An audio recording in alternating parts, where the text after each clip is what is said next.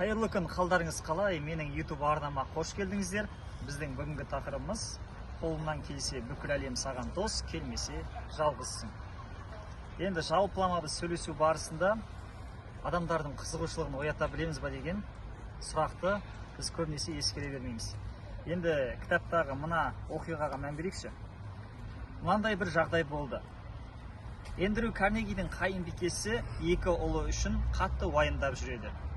Олар ел университетінде оқитын, және білімге қатты берілгендігі сондай, анасының хатына жауап беруге де мұршасы болмайтын. Осыдан кейін Карнеги өзінің хатына олар жауап береді деп бәске $100 тігеді. Бірақ олардың хатына жауап беруін сұрамайды. Басқалары бәсті қабылдайды.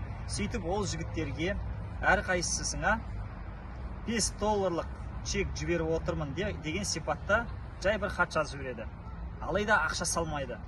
Құрметті Эндрю ағай деп басталып, ризашылығын білдірген жауапта көп күттірмей жетеді. Хаттың қалай аяқталғанын өзіңіз де шамалап отырған боларсыз.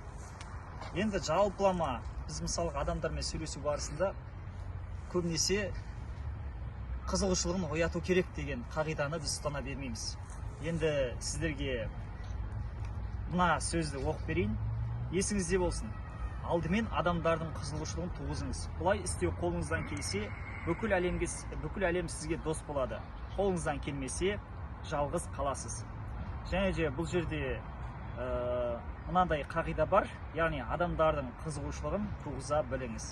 Қарапайым ғана қағида, бірақ бұның мағынасы өте зор деп айтқым келеді. Міндетті түрде каналыма тіркеліңіздер, лайктарыңызды басыңыздар, және де қоңыраушаны ұмытпасаңыздар. Көңіл қойып тыңдағандарыңызға көп-көп рахмет.